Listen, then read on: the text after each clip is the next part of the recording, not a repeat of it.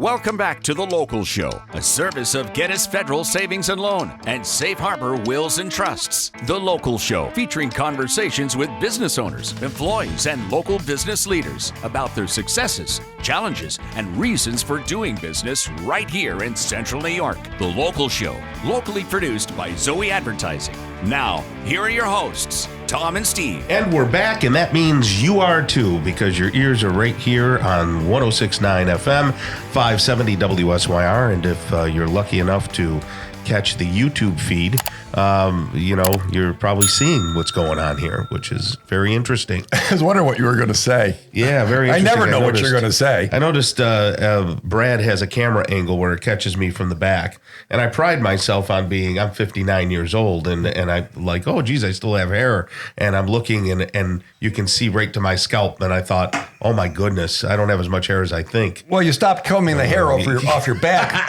up your head, the Italian thing. Once you stop doing that, it thinned out, Tom. I know. It's just crazy. Can I get you a Local Show hat? I'll have to start using my ear hairs. Go with the hat. It works. Nobody knows I don't have any hair. Golly. But, I'm seeing a new doctor now. Did you know that? Yes. I'm not dating him, but It's good to hear.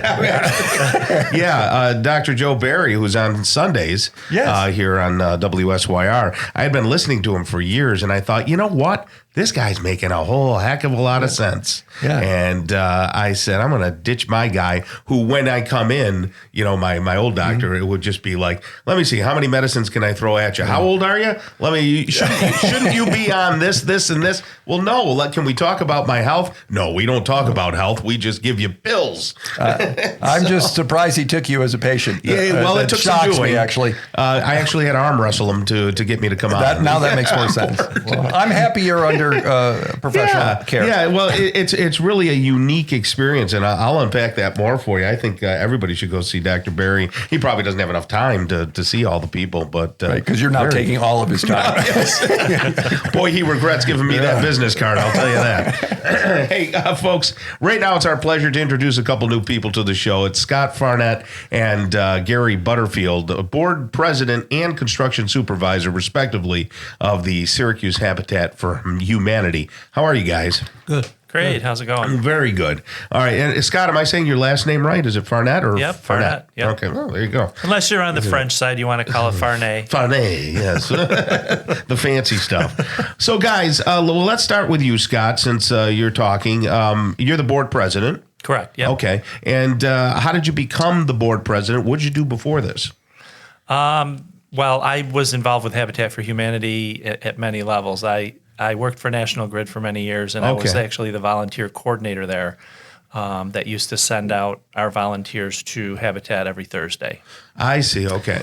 But were you an electrician? No. Do you have a construction background? Or no, I actually built my own house when I was in my early 20s. No kidding. Yeah, I worked up at 9 Mile Point, and there was a bunch of us that were building houses at the same time, and we all learned from each other, and we just kind of built our own houses. And is it still standing? It's still standing. Okay, well, yeah, actually, they added an addition on, so I know the structure's still solid. Good. So, in case someone doesn't know what Habitat does exactly, could you explain that? Sure. So Habitat for Humanity has been around since the late 70s. There was a couple, Millard and Linda Fuller, who actually started Habitat for Humanity back in 1978.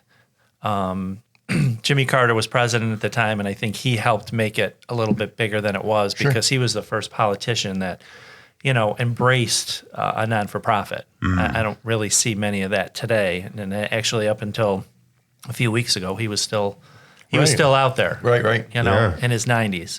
So, that's a testament to the organization as it is. But we basically build houses for low-income people or people that would normally not be able to afford or know how to even be a homeowner. Okay. So we serve a different part of the community. Right. And it's been a success for decades. And is Habitat Humanity in each city in the United States, or? There's a lot of affiliates is what they're called. there's a lot of them. I mean, I don't even know how many there are. There's Habitat International that oversees the affiliates. Gotcha. But each area has their own. Like there's one in Rochester. There's there's. And then do you Buffalo. build in different countries too, or? Yep, international. They do okay. work out in other countries as well. So you've dragged this guy Gary Butterfield along with you. So so Gary, how'd you get involved and what's your role? I saw an ad, and I was looking for something to do. Part-time. Not that he doesn't have an office to mayor, right? And this was I said, part-time construction supervisor. So I sent in an application, and within the week I was hired. Wow. So What'd you do before this then? my entire life I've been in contracting. My dad was a builder. Oh, okay, gotcha. I had my own business for many years, closed it in 2019, and was looking for something to do. And the job description fit what I was looking for. Yeah. So I'm having a ball so far. So wanted the mayor of North Syracuse to work this construction gig, right? Is that what it said? Right. Yeah, well, not really, but it fit. And Gary's dad and my dad worked together a couple hundred years That's ago. wonderful, Right? yeah. Well, now I'm glad I know Gary because I've been a resident. Well, I'm in Cicero, but and I drive through North Syracuse all the time. So now Don't I'll use speed. your name. Yeah. Don't speed. Just saying. Now that you know I'm a huge celebrity and that I'm There you connected go. to Steve, There you go. you'll take care of me, right? Okay. Well, anyway, it seems to be a higher calling. So it's not just about construction; it's about a mission. So, would you say now? I come from a hardcore Italian family, where my grandmother and grandfather and all these people came over from Europe. They said, "Hey, you want a home? You work your butt off and you do what you got to do, and you get your education, and then you can have things." Right. And now, correct me and course correct me. These things that you're building, are you saying to people, "Don't work, don't do anything, and we'll get you a home"? No, absolutely not. What are you saying? It's not a handout. It's a hand up. Okay. So they have to put in sweat equity hours to help on the project. We do have, some homeowners that physically can't do that. So there's other ways. We have them, maybe volunteer in the restore or, other ways to get their sweat equity hours. They have to go through a whole class through home headquarters that shows them how to pay a mortgage, Very taxes, how to, mow a lawn. I mean, just basic things that a lot of people don't really understand because they've never been in that position. Sure. The loan does turn out to be a zero interest loan for them. We used to hold our own mortgages, but now we're going through different banks to do that because of the changes in the laws. But it's a low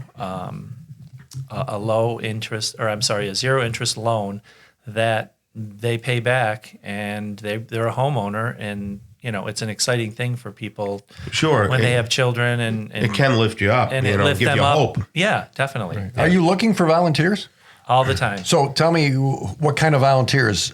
My dad was a carpenter. I don't know which end of a hammer to use. How could I help? We would pair you up with him because he would teach you. or throw him out. One or the other. No, we do. We have people from all different walks of life that come in to volunteer that have never held a paintbrush or never dug, a hole in the ground to plant a bush. I mean, you name it. That's why we have somebody like Gary who has the patience to be able to show them what they need to do, and if they can't do that, then they put them on another task that they can handle. The stuff that Hochul is talking about, where she's saying, we need more of these homes. Are you connected with her, and are you building for her, or no? That this is different. No, this is different. Okay, gotcha. Yeah. All right, I just wanted to know. Yes, no, I feel better already. Yeah. I'm sorry that I just said that. So SyracuseHabitat.org. They can get information. They could step towards you. Is that the right address? Yeah. If you go to Syracuse Habitat for Humanity, you can click on the link, and it's right there. And there's forms in there that you can fill out to volunteer, and we keep that updated pretty regularly to be able to get volunteers lined up for. How young can you be to 15 join? is Okay. you can be out there at 15 with someone with you. But 18 is the legal. Okay.